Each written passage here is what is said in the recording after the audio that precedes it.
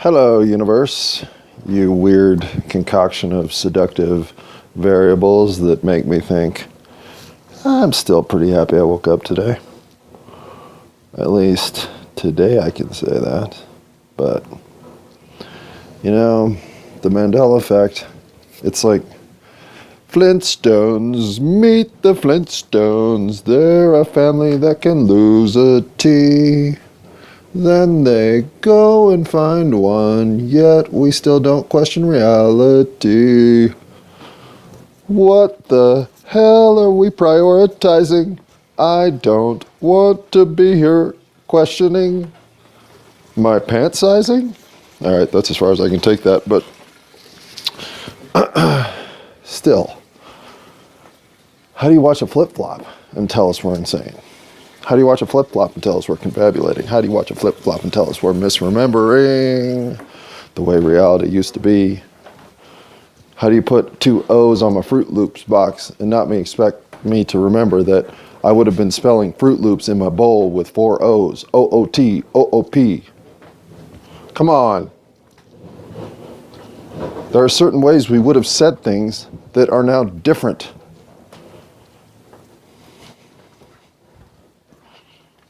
Anyhow, I'll keep sounding the alarm bell on the Mandela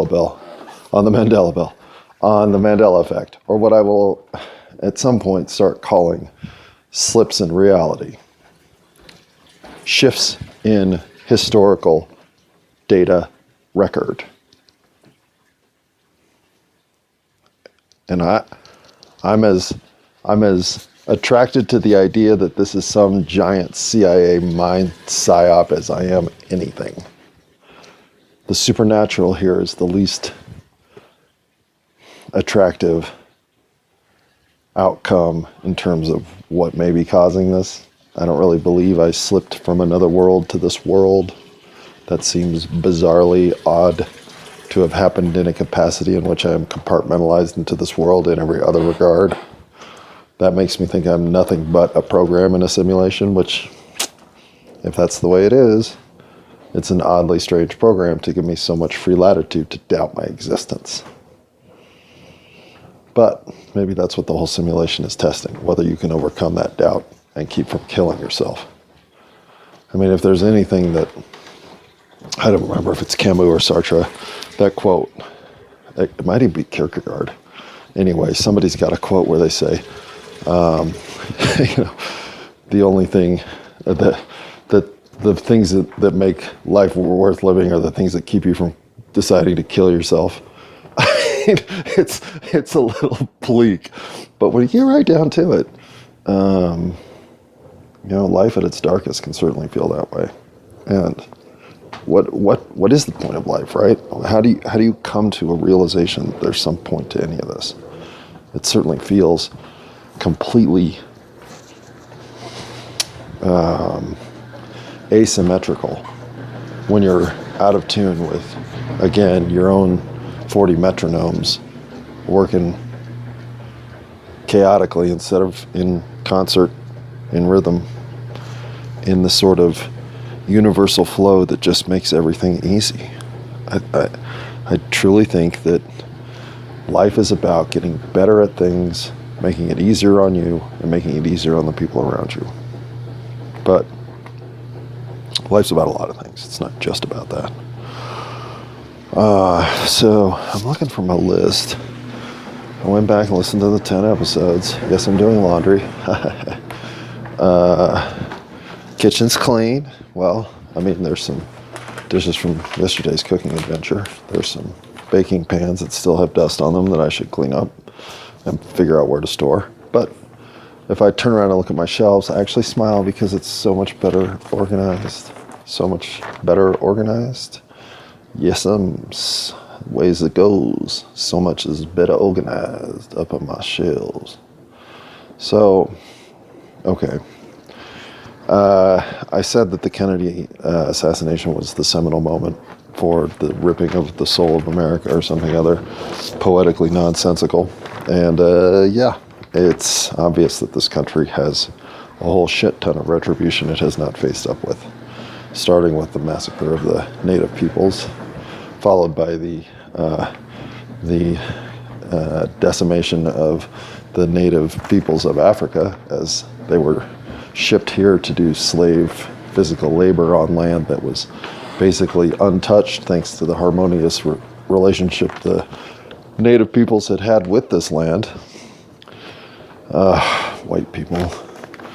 And of course, women's suffrage, the civil rights movement, the movements of all oppressed peoples in this country, of which my white bread English historical background is the only group that can say we did not participate.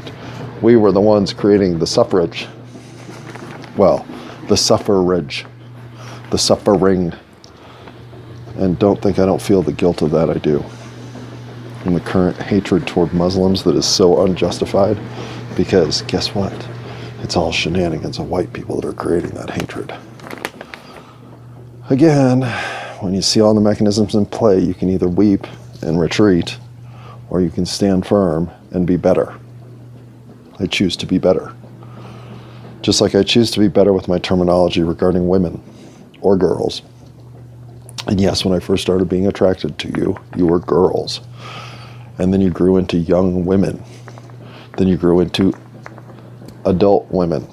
And at some point, I assume you'll grow into some hot elderly chicks that are just banging. But until then, when I say girls, I usually do mean girls. I try to differentiate in my terminology. I don't mean to disrespect women and call them girls or chickadees or babes, though.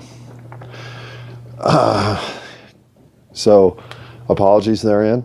I am aware of that limitation that our misogynistic universe puts on you, and I try not to fall for it. But sometimes I do catch myself saying girls when I re-listen, and I mean women.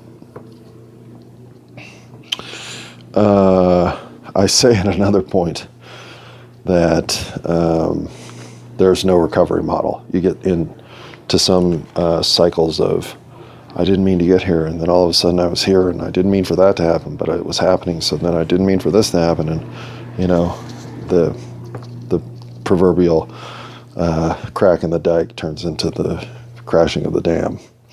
Well, there are recovery models for everybody. I didn't mean to say there's no recovery model for you. I said, what I meant to say in that instance is you can get to a position in your scale of self-assessment to think that you have lost whatever recovery model was your lifeboat out.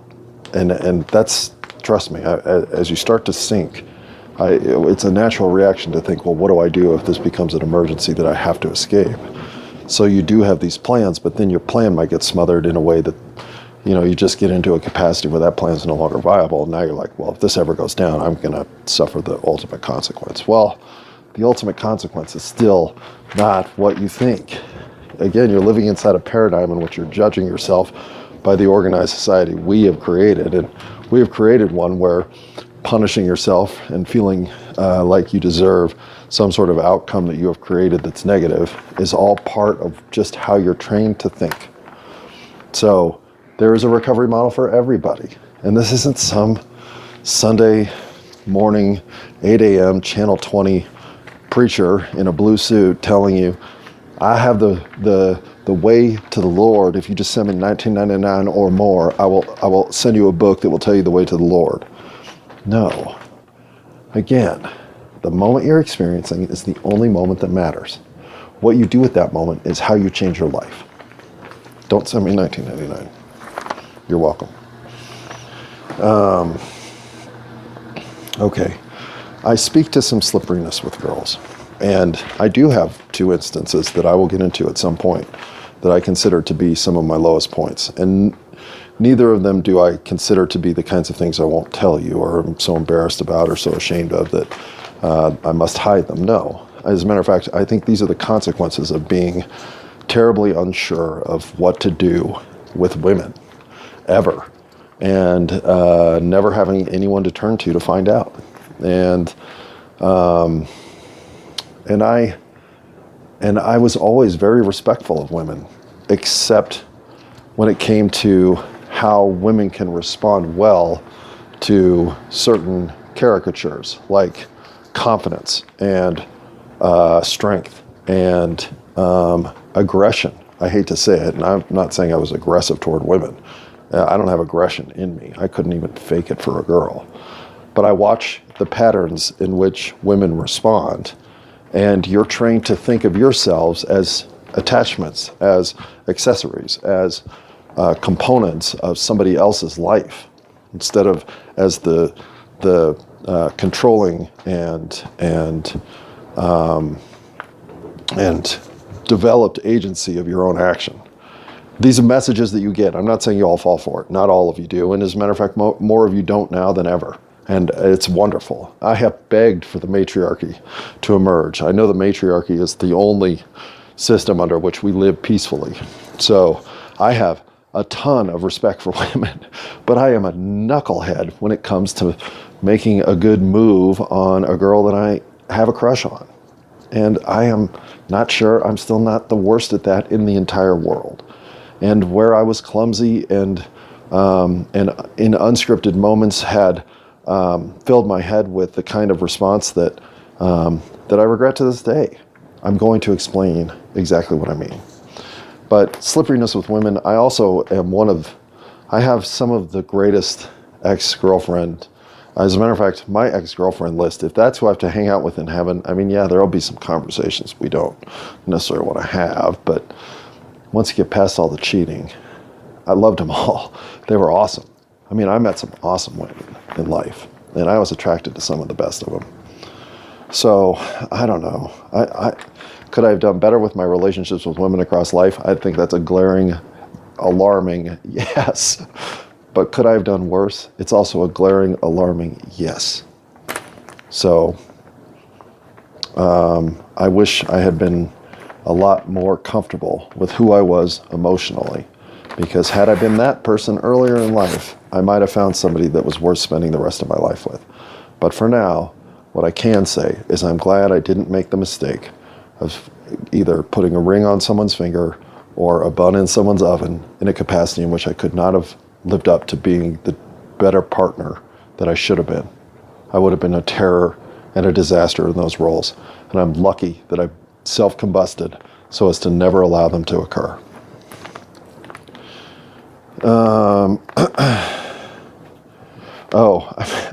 I say somewhere that there's some interdepartmental corruption. I did not mean at my store. I don't have any idea what goes on.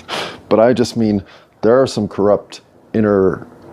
are some agencies with some interdepartmental corruption that are starting to show themselves in glaring form. And if you haven't seen that, then you haven't been looking. But I'm not going to get into that here. I just definitely did not mean in my current circumstance.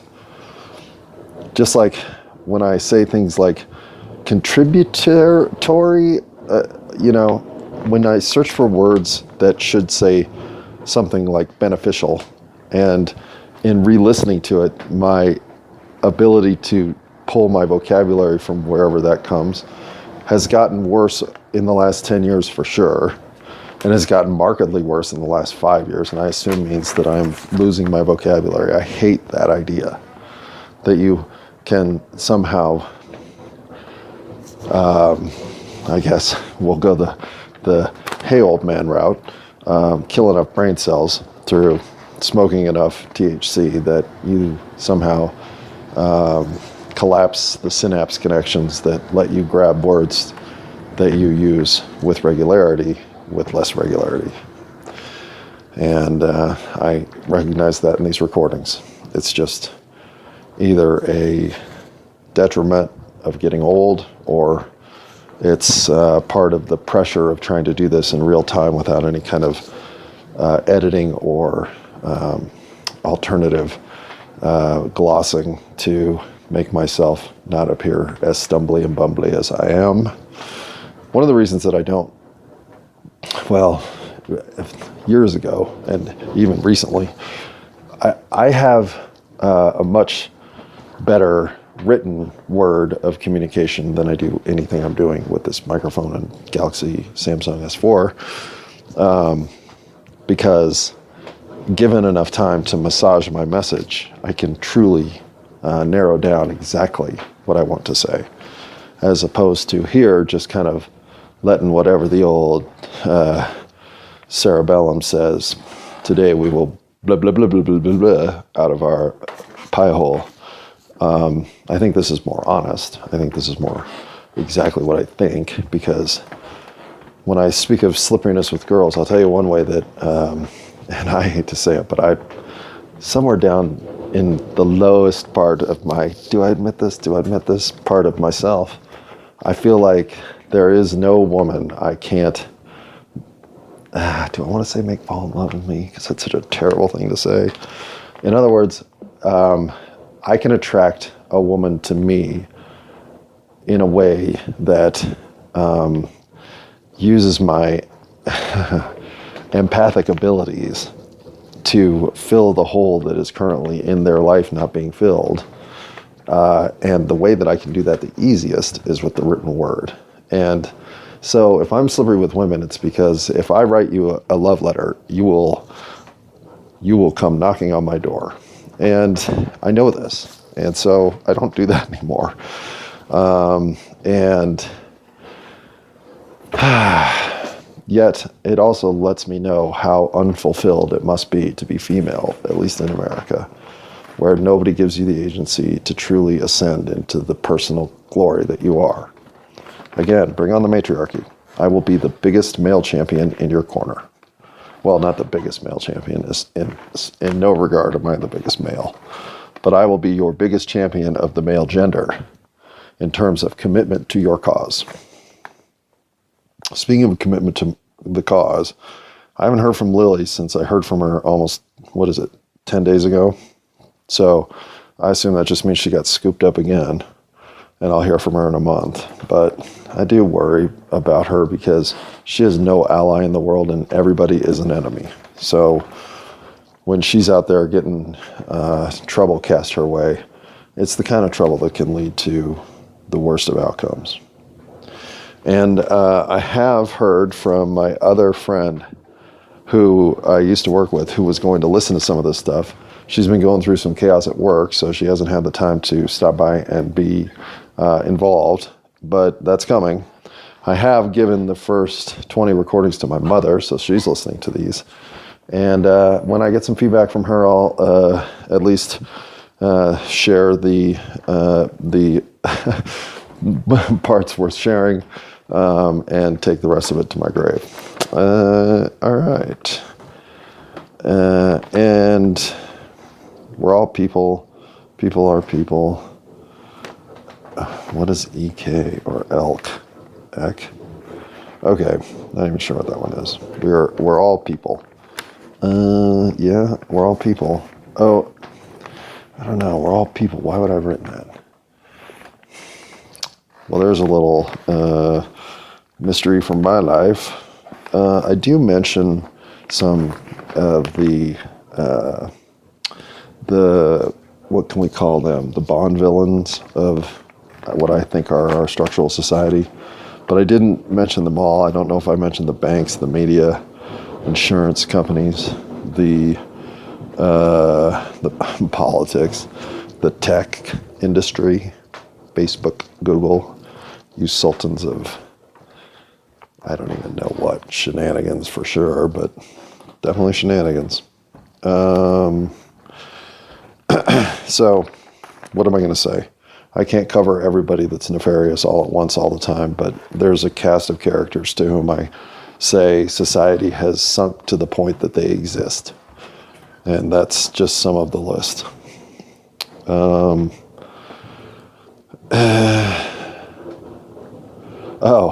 and I don't know why you would hide not going to the casino.